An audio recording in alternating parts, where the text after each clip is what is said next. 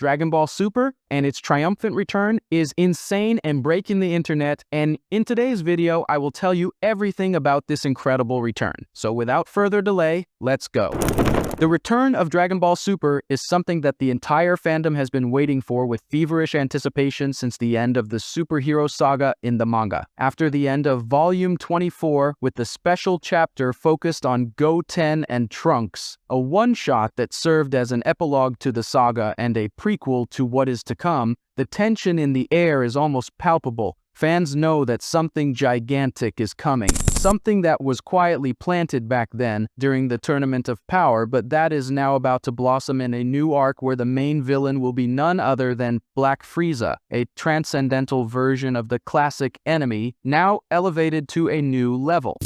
The one-shot ended the previous arc in a symbolic way. It showed Goten and Trunks maturing and becoming true heroes, continuing the Saiyan tradition while preparing the ground for the next generation. It was a nod to the future and, at the same time, a poetic pause before the storm. Because the next saga will not be just another fight against a powerful villain, it will be an ideological war between gods and mortals, between the limits of strength and the ambition that breaks them. And the engine of this war is Frieza. Frieza, who has already been defeated, humiliated, and even temporarily allied, is no longer just a galactic tyrant. Now, as Black Frieza, he is a being who has surpassed the traditional notion of power. His transformation was not only physical, but also strategic. During the Tournament of Power, he observed not only the potential of Goku and Vegeta, but also the gods of destruction themselves. And it was there, in the silence of his cunning, that a seed was planted. Frieza does not want to just defeat the Saiyan, he wants something bigger, he wants to dethrone Beerus. This goal sets the entire narrative of Dragon Ball Super in a new direction. For the first time, the universe of the gods is at risk. Not by an ancient cosmic threat or an extra-dimensional being like Zamasu, but by a creature shaped by the chaos of Universe 7 itself. Frieza wants to be the new god of destruction, not by appointment but by force. He wants to prove that he can crush Beerus with his own power without resorting to the divine hierarchy, only with the strength of hatred and personal evolution. This desire is what makes the next saga so explosive, because Universe 7 cannot allow Frieza to reach that level. And to do so, Goku, Vegeta, Broly, and now even Gohan Beast will have to surpass their own limits, not only to protect the universe, but to protect the very balance of the deities. After all, if Frieza defeats Beerus, what will stop other villains from following the same path? What will prevent the collapse of the cosmic balance? Gohan, who has already demonstrated his new power in Super Hero, will be a key player in this plot. Beast Gohan represents the hidden power of mortals, a strength that does not depend on divine ki, but rather on emotion, fury, and intellectual instinct. Gohan's presence in the battle against Frieza will be more than a revenge, it will be the representation of the potential that the gods fear. And with Gohan in the spotlight, it is possible that we will see an unprecedented union with Goku and even Broly to form a front of resistance against the domination that Frieza wants to impose. Broly will also be fundamental. His raw power bordering on the divine represents both a risk and a hope. He is the link that connects the bestial instinct with the raw strength of the primordial Saiyans.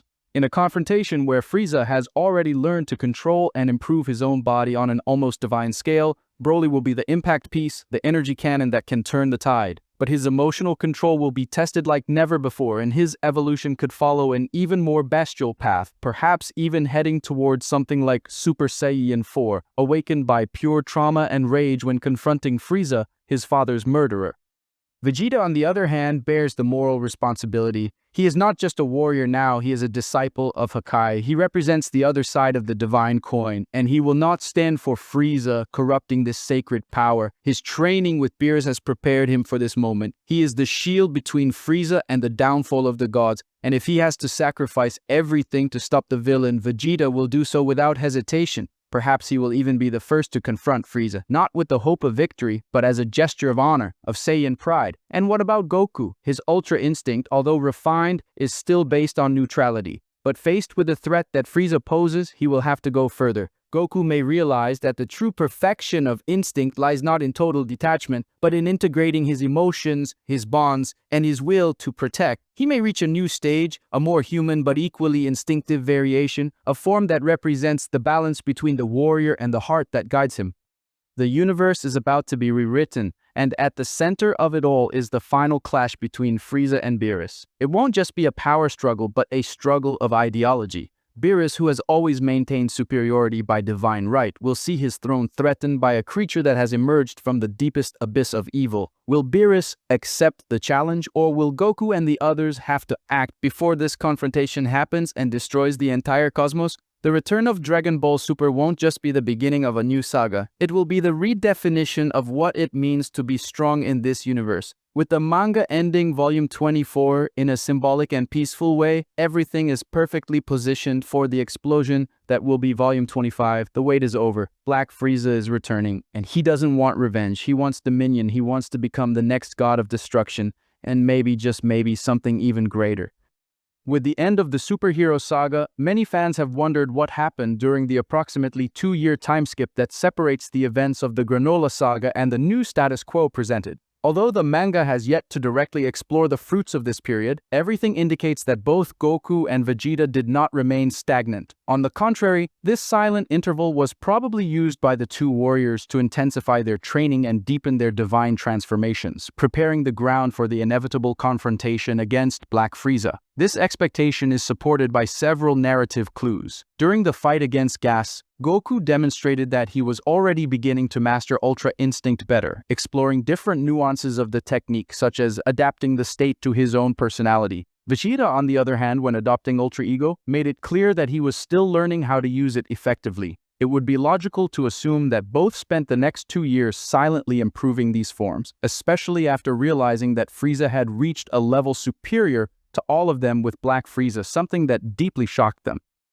Goku, for example, must have focused on training not only the technical aspects of Ultra Instinct, but also the emotional variants of the technique. After all, he understood that the neutral and cold version of Ultra Instinct might not be ideal for a pure-hearted warrior like himself. It may very well be that, during this time, Goku created a more personal and hybrid form of Ultra Instinct, merging the serenity of the technique with his natural empathy and combat instinct, something closer to an Ultra Instinct of the heart. Vegeta, on the other hand, has a completely different path. Ultra Ego is a form that relies on pride and a willingness to accept damage as part of the fight. But he also understood after the fight with Gas that he needed to balance this ferocity with strategy.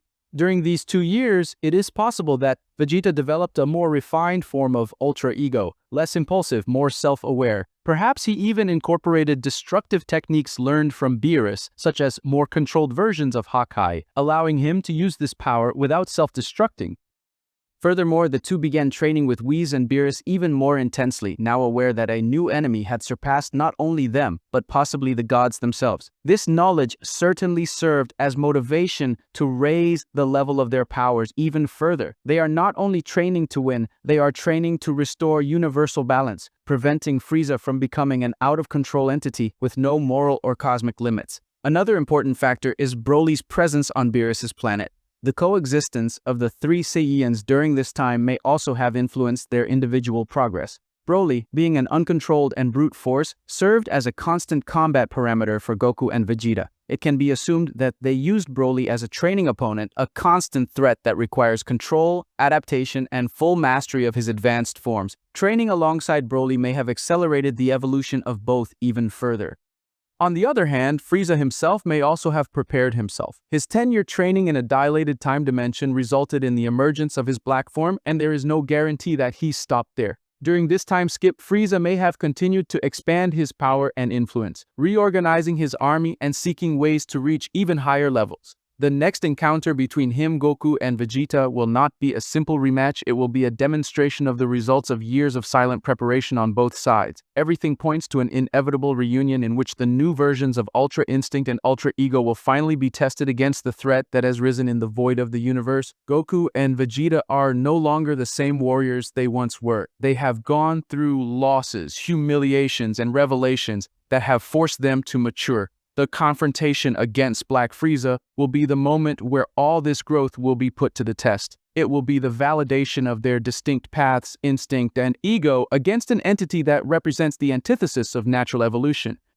There is also an important thematic aspect. This time skip allows the manga to explore the difference between power and wisdom. Goku and Vegeta are not only stronger, they are more experienced. They know that the mistake is not just losing a fight, but underestimating the enemy. The defeat against Black Frieza was a turning point. It served as a reminder that raw power is not enough. You need strategy, control, and long-term vision, and that is what they will have now. The expectation is that the return of the manga will bring a new approach to combat. Rather than just power increases, we'll see more elaborate fighting tactics, creative use of transformations, and even possible strategic fusions. The idea of Goku and Gohan fusing into Gokhan, or a new fusion between Goku and Vegeta adapted to their godly forms, isn't out of the question, especially if the threat level Frieza poses surpasses anything anticipated.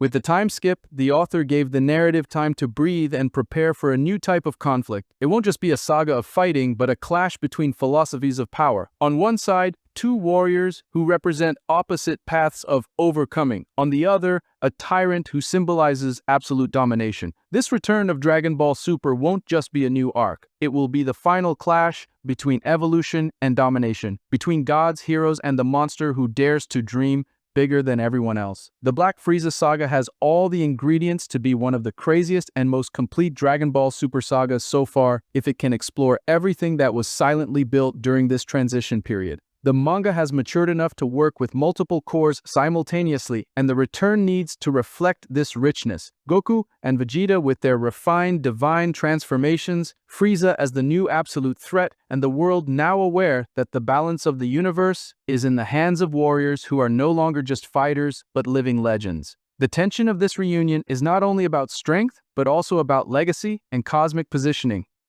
Broly, for example, can no longer be left as a supporting character. His presence on Beerus planet since the end of the Granola saga was an obvious preparation. He needs to be on the battlefield, perhaps even as the emotional key that influences the course of the confrontation. His brute force, when channeled correctly, is a threat even to gods. If Broly can control his impulses thanks to his time with Goku and Chi-Lai's emotional presence, he could become a unique asset, a Saiyan who represents primal power, now with focus and direction. Gohan cannot be ignored either. His beast form, revealed in the superhero saga, is still shrouded in mystery. We know that he himself said he was not using his full potential when he fought Goku in training. This leaves room for Beast Gohan to develop into a power comparable to Ultra Instinct or Ultra Ego, perhaps even superior under certain circumstances. Gohan's presence as Earth's protector, alongside Piccolo Orange, is essential to balance the Earth front while Goku, Vegeta, and Broly deal with Frieza on a cosmic scale.